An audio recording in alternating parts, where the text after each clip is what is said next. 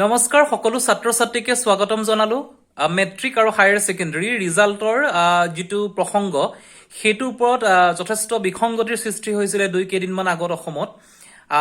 গতিকে সেই বিষয়ে কেইটামান আপডেট আছিলে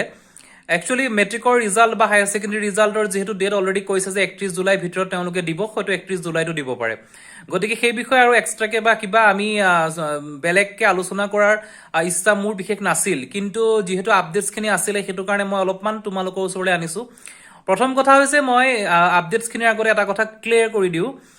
যিসকলে মেট্ৰিক এবাৰ দিলা অলৰেডি 11ৰ এডমিশ্যন লৈছাই যিহেতু তেওঁলোকৰ অলৰেডি বহুত ষ্টুডেণ্টৰ অনলাইন ক্লাছো আৰম্ভ হ'ল বা যিসকলে হায়াৰ ছেকেণ্ডাৰী পাছ কৰিলা অৰ্থাৎ তোমালোকৰ ৰিজাল্ট দিবই গতিকে তোমালোকে গ্ৰেজুৱেশ্যন বা বেলেগ ক্ষেত্ৰত আগবাঢ়িছা গতিকে তোমালোকে মানসিকভাৱে সেই চিন্তাটো মনত আৰু নানিবাই যে মেট্ৰিক কি হ'ল কি নাই ৰিজাল্ট লৈ এতিয়া এনেকুৱা মানে পৰিস্থিতিৰ এটা সৃষ্টি হৈছে কাৰণ বহুত ষ্টুডেণ্টে এতিয়া মোক মেছেজ কৰিছে কাৰণ ৰিজাল্ট লৈ ৰিচেণ্টলি যিখিনি কেইখনমান স্কুল বা কেইটামান ডিষ্ট্ৰিক্টৰ পৰা কিছুমান যিটো কৰিব নালাগিছিলে এনেকুৱা কিছুমান কথা বা আমি নিউজত পাইছো গতিকে সেই কথাটো অতি বেয়া হৈছে আচলতে শিক্ষা সমাজৰ কাৰণে এই কথাটো অতি বেয়া কথা কিন্তু চৰকাৰে যেহেতু তাৰ উচিত সিদ্ধান্ত লৈছে গতিকে সেই ক্ষেত্ৰত আমি বা তোমালোকে চিন্তা কৰিব লগা কিবা আছে বুলি মই নাভাবো গতিকে মোৰ ফালৰ পৰা মই সেইখিনিয়ে কওঁ যে তোমালোকে এই টপিকটো লৈ আৰু যিসকল ষ্টুডেণ্টে নিজৰ একদম চিৰিয়াছলি কেৰিয়াৰত আগবাঢ়িছা তেওঁলোকে আৰু ভাবি নাথাকিবা এণ্ড আৰু যি ক'লে যে সেবাই যিখন গাইডলাইন দিছিলে তোমালোকৰ মূল্যাংকনৰ যিটো পদ্ধতি সেইটো সলনি কৰিব বুলি কিছুমান কথা ওলাইছিলে কিন্তু মই এতিয়ালৈকে তাৰ বিষয়ে কোনো আপডেটছ পোৱা নাই আৰু মই ভাবো মূল্যাংকনৰ পদ্ধতি হয়তো সলনি নকৰে কাৰণ যিখিনি ভুল হৈছিল বা যিখিনি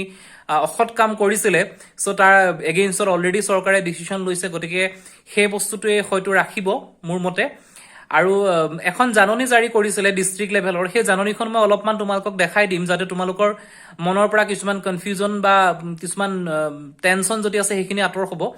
আৰু বেলেগ বিশেষ একো নাই মই জাষ্ট কথাখিনি এইটো কাৰণে ক'লো যে এতিয়া যি হৈ গ'ল এইটো মুহূৰ্তলৈকে চৰকাৰে সকলো কিবা এটা ভুল হৈছিলে কিছুমান ক্ষেত্ৰত গতিকে সেইখিনি চৰকাৰে ক্লিয়াৰ কৰি এতিয়া সম্পূৰ্ণৰূপে ৰিজাল্ট দিবলৈ আগবাঢ়িছে আৰু খুব সোনকালে 31 জুলাই ভিতৰত অৰ্থাৎ এইটো মাহৰ ভিতৰতে তোমালোকে ৰিজাল্ট পাবা বুলি মই আশা কৰিলো এতিয়া যিখন জাননী জাৰি কৰিছে সেই বিষয়ে অলপমান আমি চাম কি হৈছে কি নাই কিন্তু তাত তোমালোকৰ চিন্তা কৰিব লগা বা তোমালোকে চিন্তিত হ'ব লগাৰ কথা কোনো নাই তোমালোকে আগবাঢ়ি যোৱা নিজৰ ক্ষেত্ৰত যিটো হৈ গ'ল সেইখিনি লৈ আৰু চিন্তা নকৰিবা গতিকে আহা আমি জাননীখন অলপমান চাই লওঁ এতিয়া প্ৰথম কথা হ'ল তোমাৰ জাননীখনত কি দিছে সেই বিষয়ে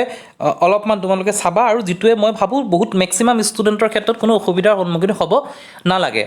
ইয়াত কি কৰিছে যে guideline for reviewing the submitted data of HSLC and high Madrasa examination এইটো মেইনলি মেট্ৰিকৰ ৰিলেটেড মানে অনলি HSLC আৰু সেবাৰ ক্ষেত্ৰত কি কৰিছে যিখিনি ডাটা অলৰেডি দিলে যিহেতু মেক্সিমাম স্কুলৰ পৰা ডাটা তোমাক দি দিছে সেবাক গতিকে সেই ডাটা দিয়াৰ পিছত কিছুমান স্কুলৰ ক্ষেত্ৰত মানে গভৰ্ণমেণ্টে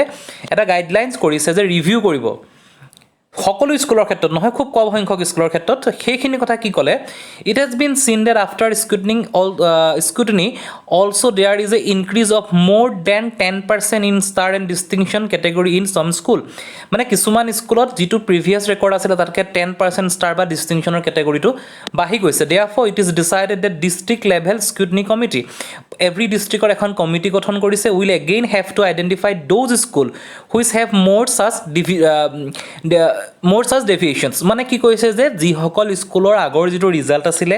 সেই ৰিজাল্টতকৈ যদি এইটো ৰিজাল্টত তেওঁলোকৰ মাজত যথেষ্ট এটা পাৰ্থক্য আহিছে তেতিয়া সেই স্কুলসকলকহে তোমাৰ ডিষ্ট্ৰিক্ট লেভেল স্কুটিনি কমিটিয়ে ৰিভিউ কৰিব the following guidelines are to be followed for re-scrutiny immediately মানে যিসকল স্কুলৰ ক্ষেত্ৰত হৈছিলে সেইটো ৰি-স্ক্ৰুটিনি আকৌ কৰিব দিছে the work must completed within the next 2 days এইখন জাননী দিয়াৰ আজি 3-4 দিনমান হৈ গৈছে গতিকে এই জাননীখনৰ পিছত যিখন ডিষ্ট্ৰিক্ট লেভেল স্ক্ৰুটিনি কমিটি আছিলে তেওঁলোকে সেই পাৰ্টিকুলাৰ কিছুমান স্কুলৰ ক্ষেত্ৰত তোমাৰ তেওঁলোকে ৰিভিউ কৰিছে মানে কৰি কি কৈছে যে category wise distinction star first division second division সেইকেইটা লৈছে best performance of last 3 years and the performance as per the marks entered in the portal now will be provided to district level scrutiny committee for re-scrutiny মানে কি কৰিছে যে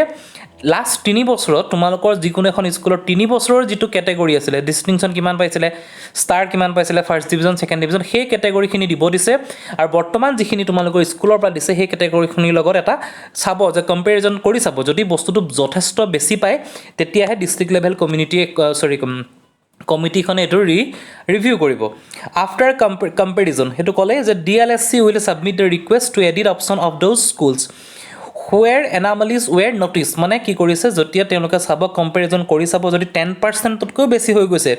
তেওঁলোকৰ হেৰিটো তেতিয়া কি কৰিব তেওঁলোকক ক'ব যে তোমালোকে মাৰ্কছখিনি বা আপোনালোকে মাৰ্কছখিনি এডিট কৰিব লাগিব that is the category wise performance is more than the best performance of the last 3 years মানে লাষ্টৰ 3 বছৰৰ এখন স্কুলৰ পাৰফৰ্মেঞ্চতকৈ যদি এইটো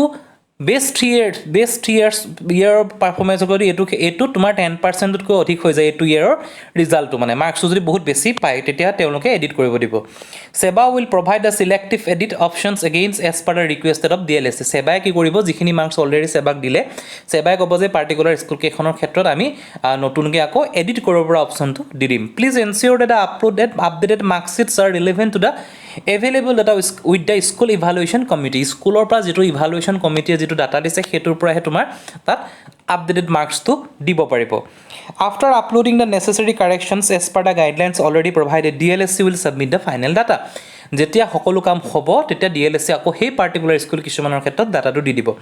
ফৰ দ'জ পাৰ্টিকুলাৰ স্কুল সেইখিনি দিয়াই আছে where corrections will be done যিসকল স্কুলৰ ক্ষেত্ৰত কাৰেকশ্যন কৰিব নট কাৰেকশ্যনখিনি কৰিব fresh print out has to be taken and signature of the chairman and all the member of the school evaluation committee have to be taken report has to be finally